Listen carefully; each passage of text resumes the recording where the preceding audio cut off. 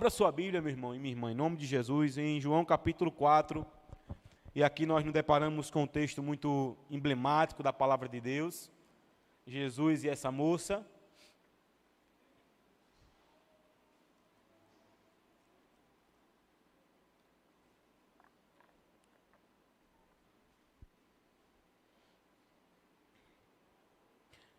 João capítulo 4, deixe sua Bíblia aberta aí. E nós estaremos lendo uma porção da palavra de Deus. E quando nós falamos, desde o começo, que nós estamos tratando sobre o tema da campanha de missões estaduais, nós estamos falando da expansão do reino de Deus. É interessante que quando nós estamos trabalhando, é um trabalho, um outro trabalho, porque não tem um trabalho secular, nós não temos duas vidas, temos uma só. Mas quando você está trabalhando no seu escritório, na sua escola, enfim, quando existe uma expansão, nós nos orgulhamos. Rapaz, quando eu cheguei aqui era tudo mato. Hoje, como está bonita essa escola, olha. Tem mais de 300 alunos. Chega numa empresa, olha, tinha só 30 clientes, agora tem 100. Olha que expansão bonita, nós participamos. E é um orgulho, você olhar como era e depois eu participei desse movimento. E nós podemos falar a mesma coisa da expansão do reino de Deus, só que com a expressão extremamente maior, que é você participar com a sua oração, com a sua contribuição, da expansão de algo muitíssimo grande que é o reino do Senhor. Mesmo sabendo que ele poderia muito bem, vamos lá, cada culto 3.000 converteram. Cada culto mais 100. Ele poderia fazer isso, sem usar as nossas vidas. Ele poderia muito bem fazer a expansão do seu reino, sem utilizar da nossa simples vida que nós temos.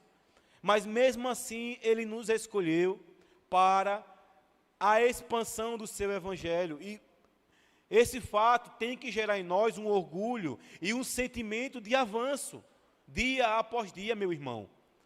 Porque nós precisamos, não só nesse período das campanhas, mas nós precisamos entender que somos embaixadores de Cristo para a expansão do seu reino.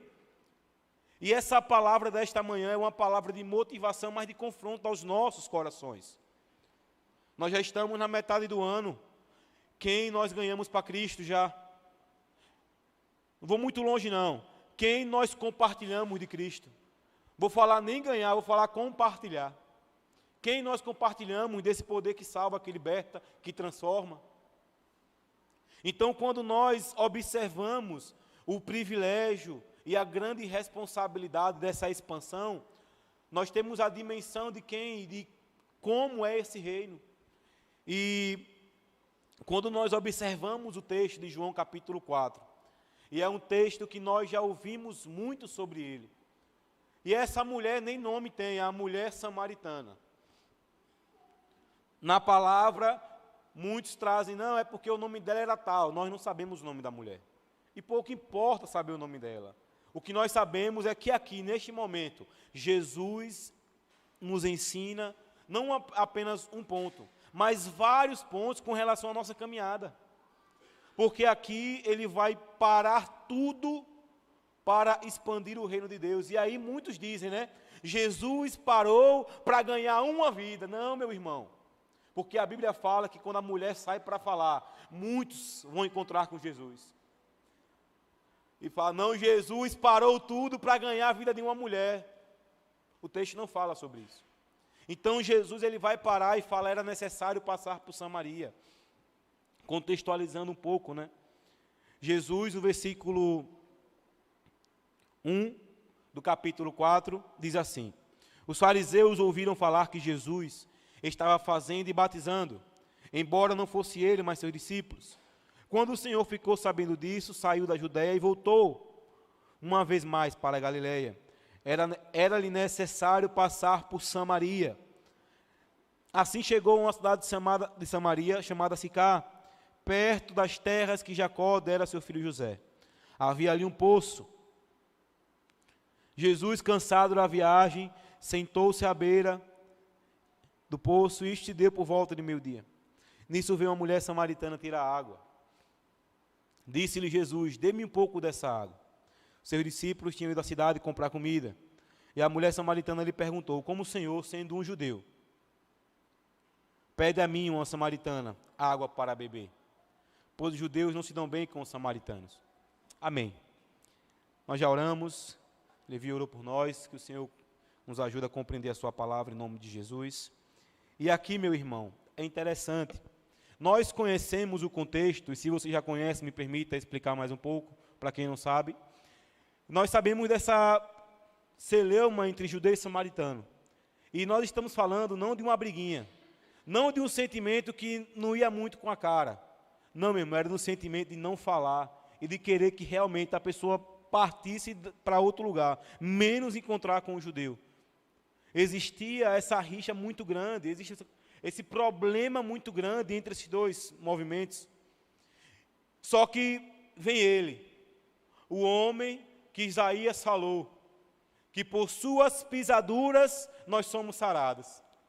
E eu já trouxe aqui em um outro momento um mapa falando que Jesus poderia ir para o lugar que ele queria, para a Galiléia, sem passar por Samaria, não precisava passar por Samaria. Porque todo o povo judeu, quando fazia o mesmo percurso, eles preferiam dar uma volta muito maior só para não passar por Samaria, porque eles não queriam pisar no mesmo lugar que aquele povo estava pisando. Mas a Bíblia, rica em detalhes, palavra de Deus vai dizer, era necessário passar por aquele lugar, porque alguém vai ouvir a minha palavra e outras pessoas ouvirão. A história dessa mulher será conhecida por várias e várias gerações e até que ele volte, será conhecida ainda. E Jesus para naquele poço, quebrando um protocolo muito grande, porque não era só falar com a mulher, era falar com a mulher samaritana. Ainda um homem, um mestre, um homem que sabia muito, para e fala com uma mulher. Meus irmãos, na tradição judaica, rabínica, o homem, ele não poderia, por muitas vezes, nem falar com a própria esposa na rua. Imagine com uma mulher desconhecida. Ele não poderia falar nem com a própria mulher na rua, imagine com uma samaritana. Mas em Jesus ele faz isso, porque ele é Jesus. Porque se fosse com algum outro personagem, poderíamos dizer, mas não foi Jesus, né? Então foi não sei quem. Não foi Jesus que falou, né? Foi Paulo. Mas ele fala, olha, quem está fazendo sou eu, o próprio Cristo. Porque Paulo às vezes fala isso, né? Não fala o Senhor, mas Paulo. E aí nós falamos, né? Isso é uma fala de Paulo, viu? Vamos compreender bem o contexto. Mas aqui, meu irmão, é o personagem maior, é Cristo Jesus, que está tratando sobre esse tema e participando deste episódio. E eu quero ler com vocês especificamente do verso 26 até o verso 35. Sentados, mesmo em reverência à palavra de Deus, sentados nós iremos acompanhar. Do verso 26 ao verso 35, diz assim: Então Jesus declarou, eu sou o Messias, eu que estou falando com você. Naquele momento, os seus discípulos voltaram da cidade, que tinham ido comprar comida, né? E ficaram surpresos ao encontrá-lo conversando com uma mulher. Mas ninguém perguntou, que queres saber? Ou, por que estás conversando com ela? Então, deixando o seu cântaro, a mulher voltou à cidade e disse ao povo, venham ver um homem que me disse tudo o que eu tenho feito. Será que ele não é o Cristo? Então saíram da cidade e foram para onde ele estava. Enquanto isso, os discípulos insistiam com ele, mestre, coma alguma coisa. Mas ele lhe disse, eu tenho algo para comer que vocês não conhecem. Então seus discípulos disseram uns aos outros, será que alguém lhe trouxe comida? Disse Jesus, a minha comida é fazer a vontade daquele que me enviou e concluir a sua obra. Vocês não dizem, daqui a 4 meses haverá a colheita? Eu lhes digo, abram os olhos e vejam os campos. Eles estão maduros para a colheita. Aqui, meus irmãos, Jesus ele vai ensinar aos discípulos algo muito interessante.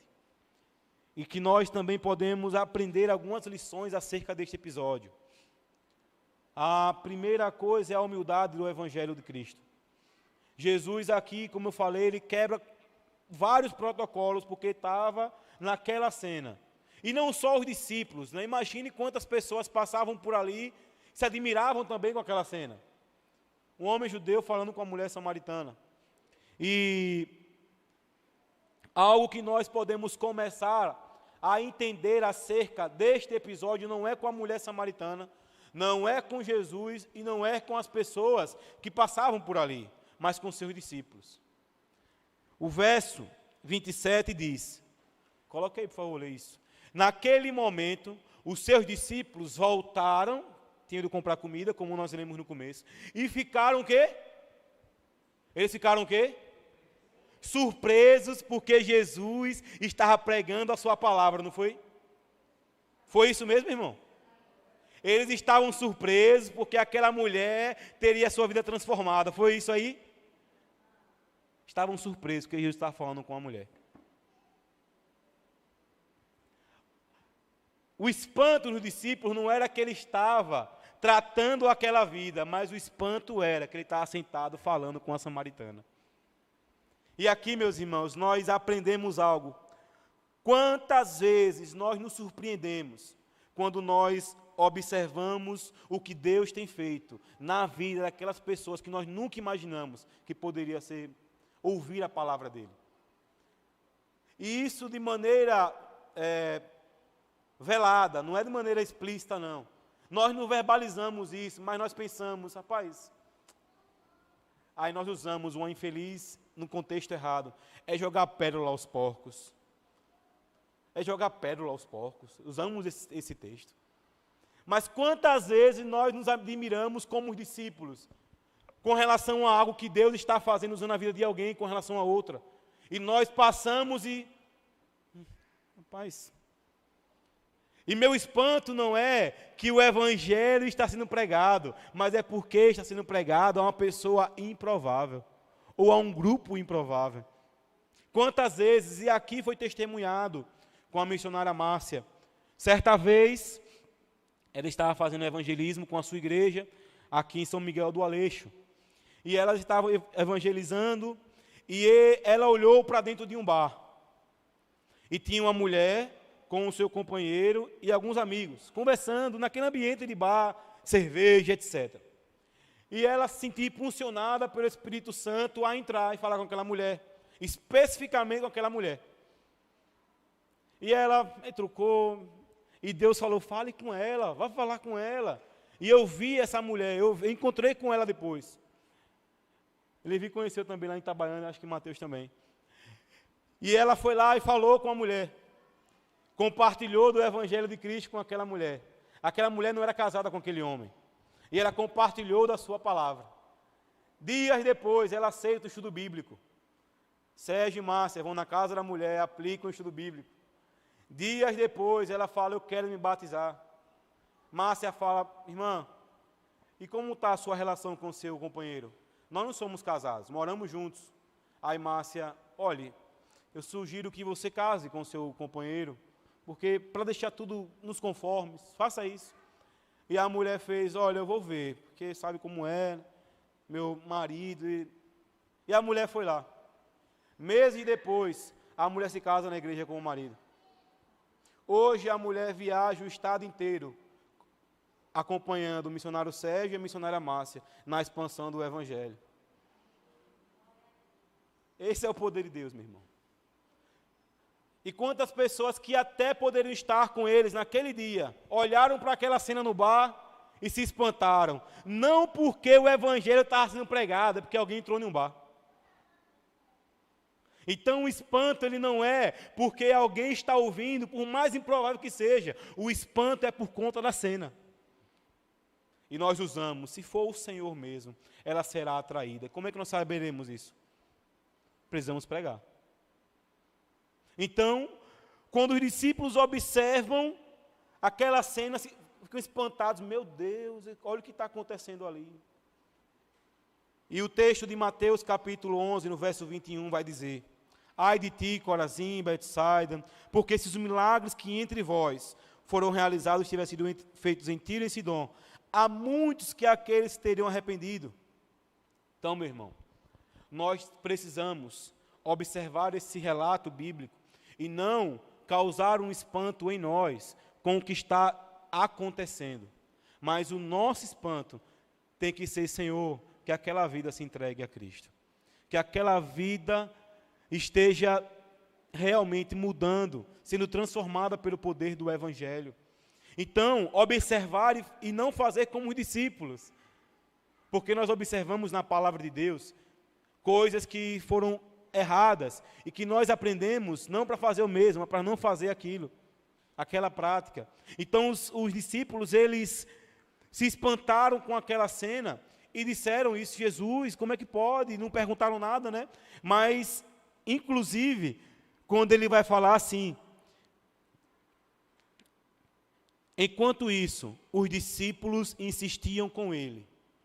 Os discípulos não estavam insistindo em falar: Senhor, vamos para cima, mais uma vida para o próprio Senhor, vamos evangelizar todo esse povo aqui. Não, ele fala: Senhor, quer comer alguma coisa não?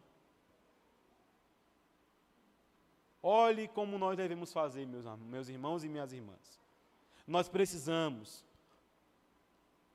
como o Jonas Madureira vai trazer no livro dele, vai dizer, em geral, no contexto cristão, a palavra discipulado tem dois sentidos. O primeiro, refere-se ao ato de seguir Jesus, imitar Cristo.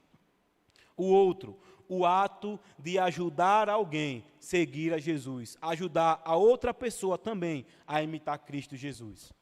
Então, nós precisamos observar este primeiro momento, essa porção, que nosso espanto, como eu falei, não tem que ser porque estamos falando com uma pessoa na situação de rua, que nós estamos falando com uma pessoa que está dentro de um bar, uma pessoa que está no presídio, que está no hospital debilitada.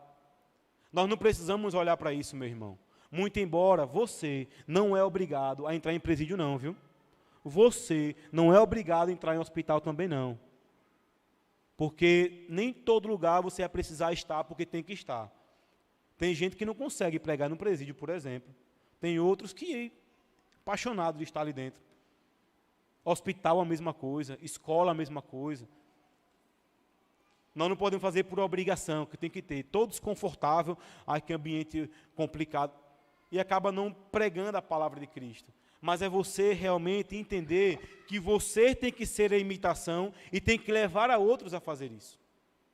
Então, a primeira coisa que nós aprendemos aqui é que nós precisamos nos surpreender, não com relação à cena, mas nos surpreender quando uma vida sair das trevas para a sua maravilhosa luz.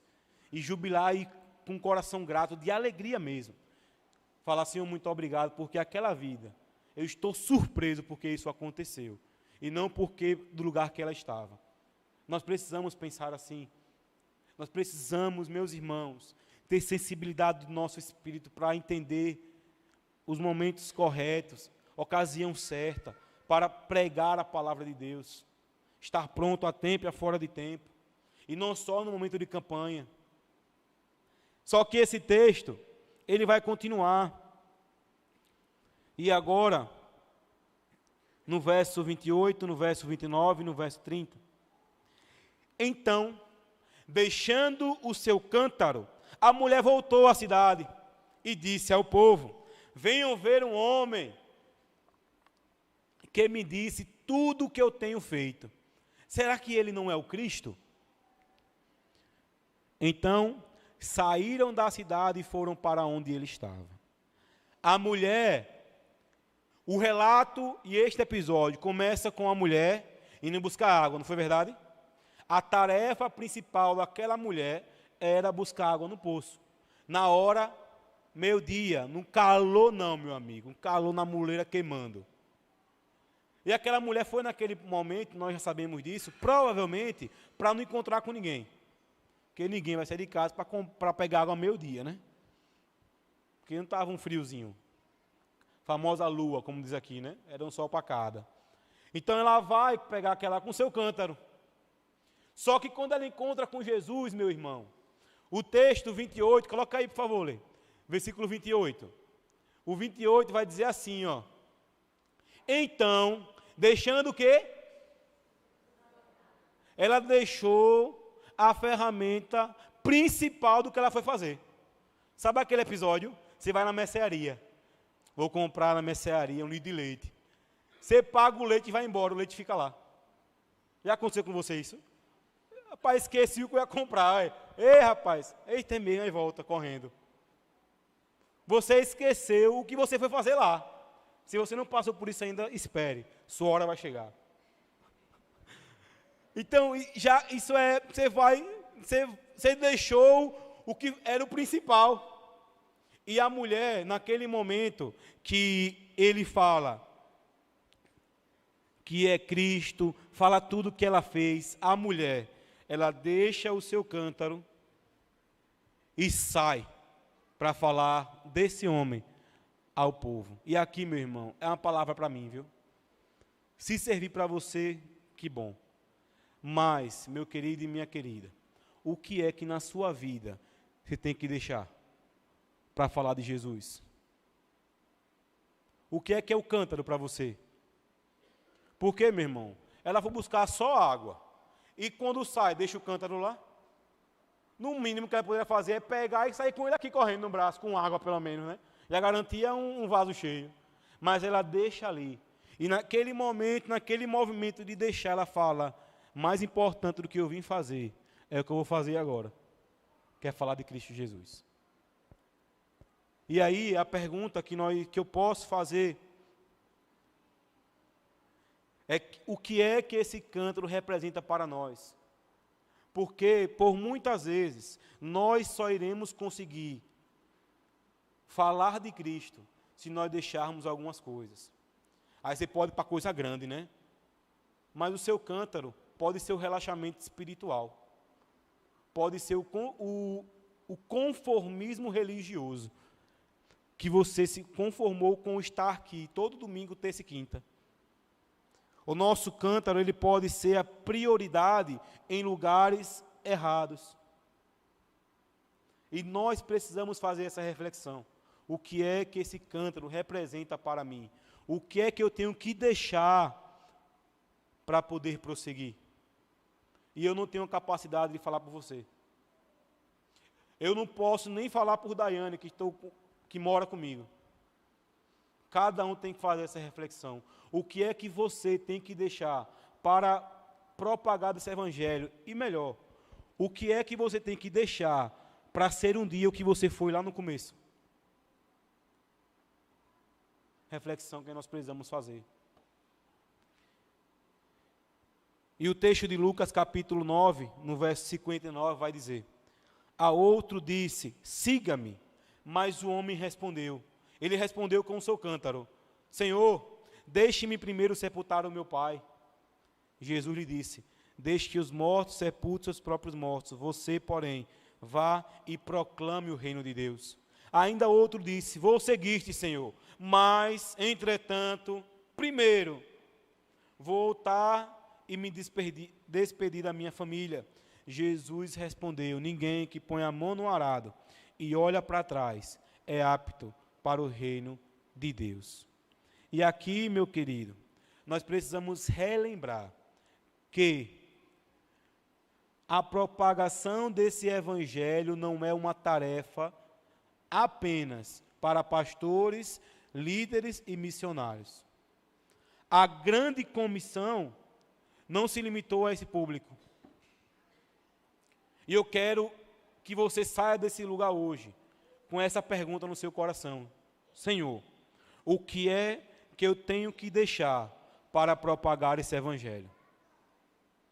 Saia com essa pergunta, que não vai ter resposta aqui. Essa pergunta só você vai responder.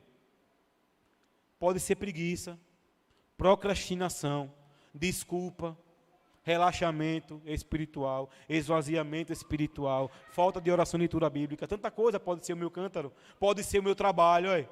O meu cântaro pode ser o meu trabalho. Não estou falando para você sair do emprego, não sai não, meu irmão, em nome de Jesus. Continue no seu emprego, trabalhe.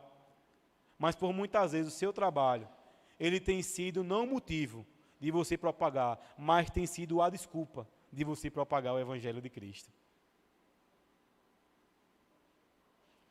E aqui Jesus nos ensina sobre isso, né? Com relação ao cântaro daquela mulher, que ela deixou e foi seguir e falar de Jesus para aqueles homens. Só que esse texto rico, ele continua também. E agora no verso 31. Enquanto isso, os discípulos insistiram com ele: mestre, mestre, coma alguma coisa. Mas ele lhe disse: eu tenho algo para comer que vocês não conhecem.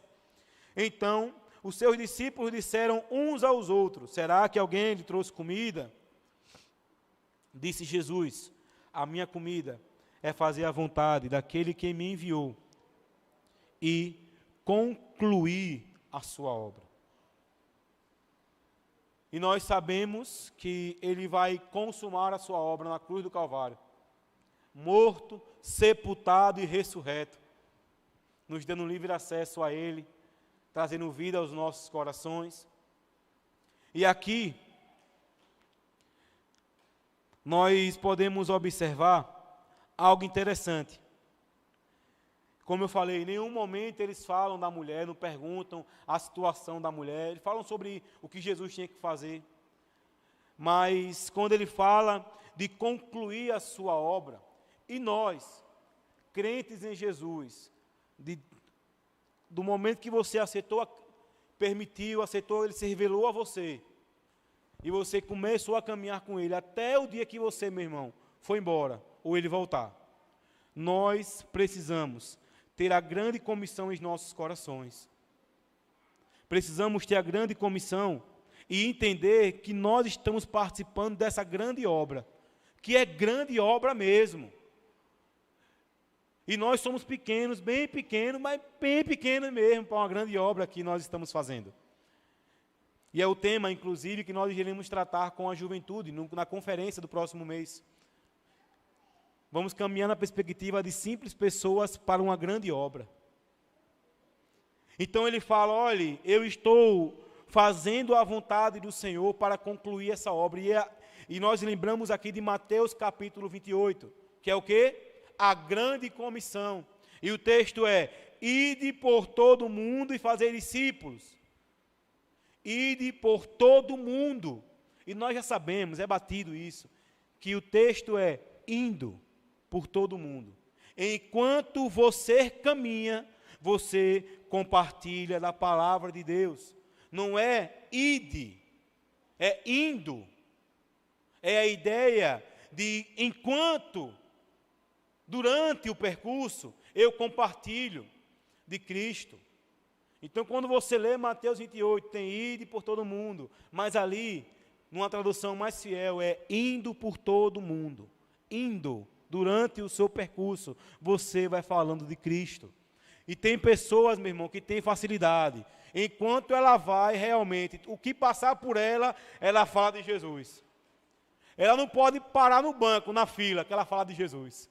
É no Uber, fala de Jesus. No mercadinho, fala de Jesus. Aí você fala: vixe, eu não sou assim. E nem tem que ser. Porque senão você vai estar querendo ser o que você não é. Tem gente que nunca vai falar de Jesus na fila do banco. Tem gente que nunca vai falar de Jesus na fila do mercadinho. Porque fica incomodado, não sabe como começar um papo. Mas tem gente que trabalha num lugar que todo mundo procura para conversar. E aí? O que importa, meu irmão, é que você não deixe passar as oportunidades de falar desse Cristo, do pequeno ao mais velho.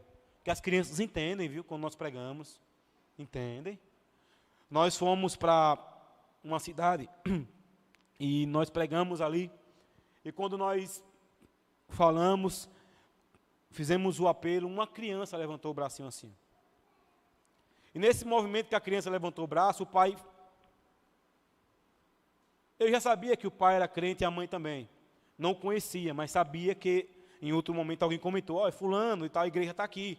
Eu falei: não conheço a pessoa, mas sei que é crente. E aí, quando o rapazinho lá pequeno, o menino é muito pequeno, aí o pai, ei, rapaz, e pronto. Como eu já imaginei que a família aqui era crente, eu deixei passar. Eu falei, a criancinha levantou, né? Mas já são da igreja, etc. E eu fui, era convidado para pregar lá, eu não conhecia ninguém. Quando o pastor da igreja assumiu a palavra, ele falou, quero convidar aquela criança aqui à frente, por favor. Que aquela criança aceitou a Jesus hoje. Aí eu fiquei, oxente, como assim?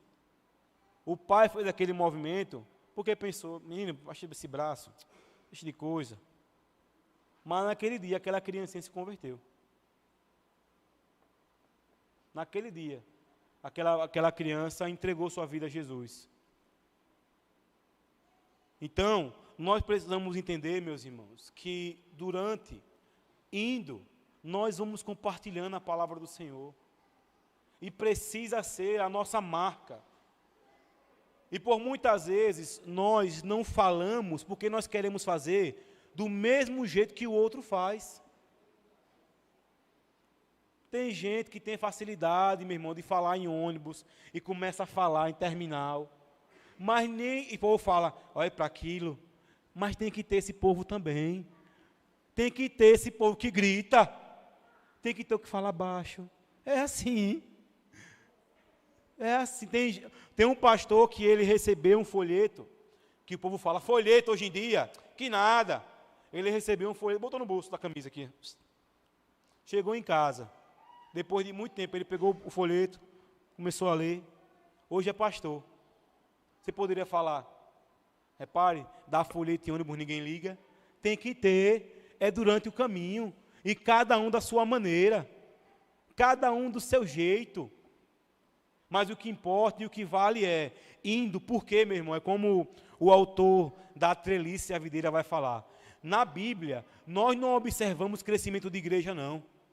Nós observamos crescimento do Evangelho. Crescimento dos crentes em Jesus. Porque a pessoa pode nunca pisar aqui. Ela pode nunca entrar nessa igreja. Se ela vier, que bênção, alegria para nós. Mas o que nós precisamos priorizar é o crescimento do Evangelho. Crescimento da pessoa em Cristo. Então, quando os discípulos, eles escutam aquilo de Jesus, eu estou, meu irmão, concluindo uma grande obra para fazer a vontade dele. O texto de João, capítulo 14, verso 15, vai dizer, se vocês me amam, obedecerão aos meus mandamentos. E o mandamento dele é esse, indo por todo mundo, pregue o evangelho a toda criatura. Ide por todo mundo e fazer discípulos de todas as nações, baseando do Pai, do Filho e do Espírito Santo, ensinando a observar todas as coisas que vos tenho ordenado. E eu estarei convosco todos os dias. Quem é embaixador tem que saber esse versículo. Então, meu querido e minha querida, se nós o amamos, nós precisamos obedecer o indo do Senhor. O outro texto de 1 Pedro, como filhos obedientes, não se deixem amoldar pelos maus desejos de outrora, quando viviam na ignorância, como filhos obedientes. E se nós o amamos, nós obedecemos aos seus mandamentos. Então, que seja na próxima viagem, eu gosto dessa teologia prática, viu, meu irmão? Me perdoe, sou prolixo com isso, mas gosto de uma teologia que eu posso usar. Eu gosto disso, porque se ficar falando, e usa como? Não sei. Mas a teologia prática é que você escuta isso aqui, que o hino do Senhor eu posso usar falando de Jesus para todo mundo que eu puder e que eu conseguir. Na viagem missionária, não se preocupe, meu irmão, com quem você vai falar, não. Eu nunca fui, só de você estar lá, ouvindo alguém falar, você aprende. Só vá, dê o passo lá de coragem. Só que esse texto vai terminar essa perícope, esse pedacinho, no verso 35. Vocês não dizem, daqui a 4 meses haverá colheita? Porque os judeus, né, eles dividiam o tempo agrícola em 6 partes, né? A semeadura, o inverno, a primavera, o verão. Então tinha essa divisão. Vocês não dizem, daqui a 4 meses haverá colheita? Eu lhes digo, abram os olhos e vejam os campos, Foi o tema, o texto base da nossa campanha. Abram os olhos e vejam os campos. Eles estão maduros para uma possível colheita. Eles estão maduros para uma talvez colheita. Eles estão maduros para uma colheita que pode não acontecer. Não é isso que o texto está falando.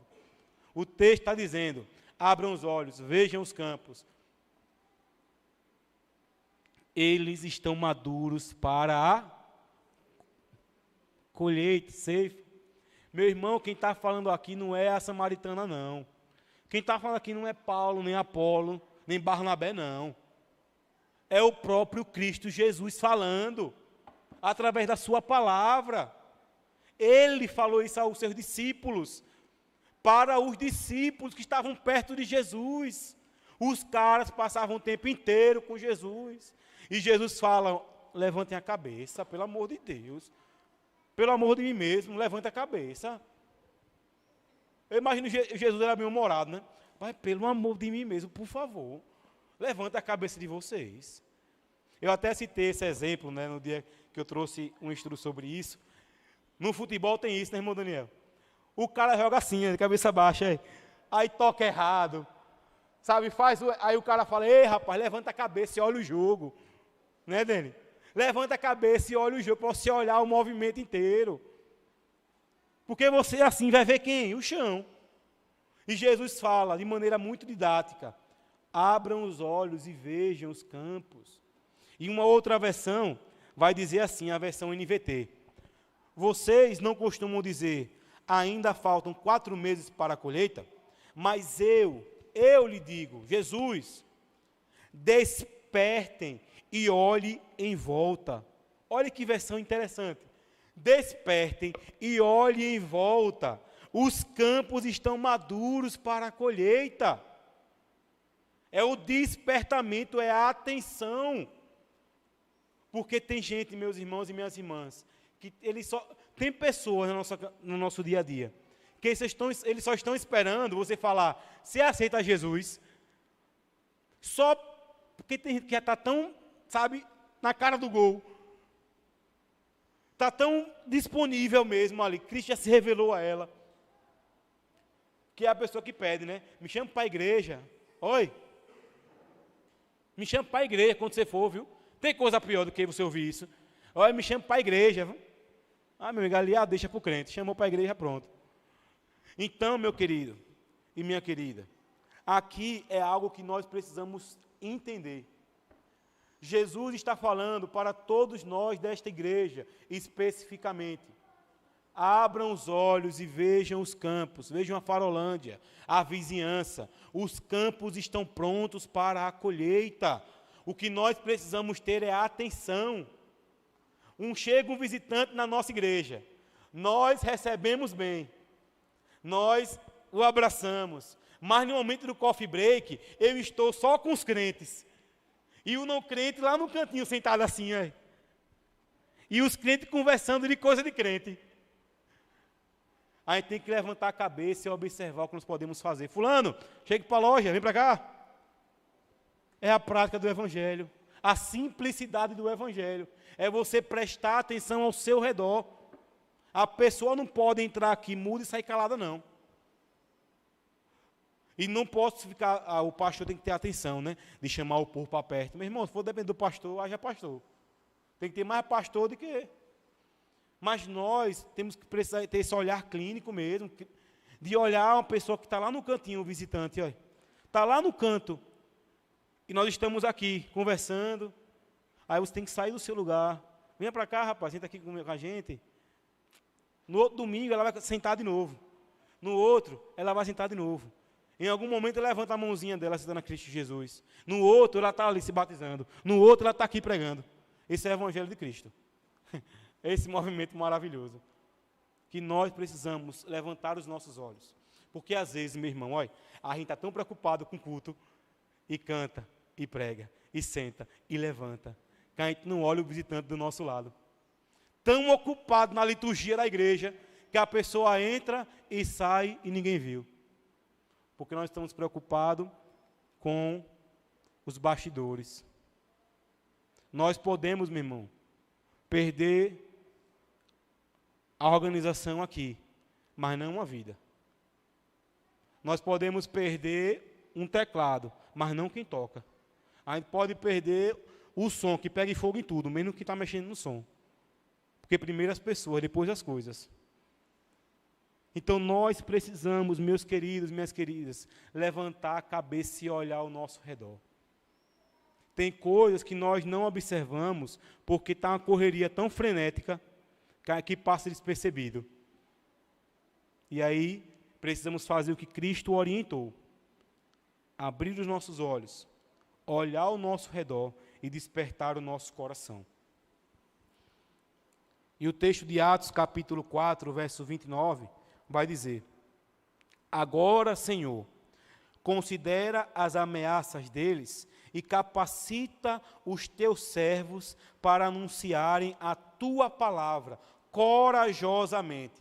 Estende a tua mão para curar e realizar milagres, realizar sinais e maravilhas por meio do nome do teu santo servo Jesus. Depois de orarem, tremeu o lugar em que estavam reunidos. Todos ficaram cheios do seu espírito e anunciavam corajosamente a palavra de Deus. Se eles anunciaram corajosamente a palavra de Deus, quando foram cheios do Espírito Santo, a partir do momento que você aceita Cristo Jesus, esse mesmo Espírito habita em você. O mesminho. O que está aqui está dentro de nós hoje. Então nós podemos, meus irmãos, fazer isso também. Que o Senhor, em nome de Jesus, Ele fala aos nossos corações, não só no tempo de campanha, não. Que essa campanha, nós, em nome de Jesus, vamos a conseguir alcançar esse alvo. Não para a nossa glória, para a glória de Deus mesmo. Para a expansão do Evangelho, para a construção de novas casas, reforma de casa de missionário, reforma de igreja, construção de sala das crianças. Nós vimos aqui, meu irmão, olha, construção da casa de taipa, salinha das crianças. De taipa, meu irmão. Os irmãos pisando lá, olha, e fazendo uma casa de taipa para as crianças. Meus irmãos, aquilo ali é pesado para a gente. É pesado. Primeiro, que nós temos uma estrutura muito boa. E segundo, meu irmão, que nós não precisamos que ninguém fique em casa de taipa mais. Ainda mais nossas crianças. Nós podemos fazer mais. E que o Senhor nos use nessa campanha de missões estaduais. Porque nós devemos nos empenhar em mundiais, em nacionais, mas estaduais, minha amiga, é em casa. É a nossa casa. E você observar uma igreja sendo construída com recurso seu, porque você contribuiu. Aí você olha, Senhor, o Senhor é tão grande, repare, e usa o meu dinheirinho que eu mandei. Mas o dinheirinho seu com o dinheirinho do outro fica um dinheirão. Né? Então, que em nome de Jesus, nós vamos a nos surpreender com, de fato, a expansão do Evangelho. Que entenda, né, que existe uma grande obra para nós concluirmos isso. E nós precisamos obedecer para concluir essa obra e entender que já está tudo pronto. Basta agora arregaçar as mangas e fazer. A parte dele ele já fez, agora é a nossa. E eu quero concluir essa pregação desta manhã com um trecho de uma canção que diz assim. E o trecho dessa canção é o motivo que me faz pregar o Evangelho. E indiretamente, se você já conhece essa canção, mas se você não conhece ainda, é o que faz você também pregar o Evangelho. E essa canção vai dizer assim: e aquele fio que se rompeu da minha alma até Deus, o sangue santo costurou. Cristo e suas linhas de amor. E agora, um homem feito eu, pode no homem ver a Deus. Esse homem é Jesus Cristo de Nazaré, que nos dá livre acesso a Ele. Então, o fio que se rompeu, o sangue de Cristo Jesus costurou, nos religou a Ele, com as suas linhas de amor. E agora um homem feito eu, pode no homem ver a Deus. Então, que em nome de Jesus, o Senhor, Ele fale, confronte, oriente e exorte os nossos corações, para a glória dele. Nós vamos assistir um vídeo de 40 segundos e que o Senhor encontre aqui trigo que produz fruto. Que Deus encontre, que o Senhor encontre aqui trigo que produz algo e não apenas o joio. E que seja o nosso entendimento, que aqui nós tenhamos joio, não, mas que sim trigo para a glória dele. Veja esse vídeo, por favor.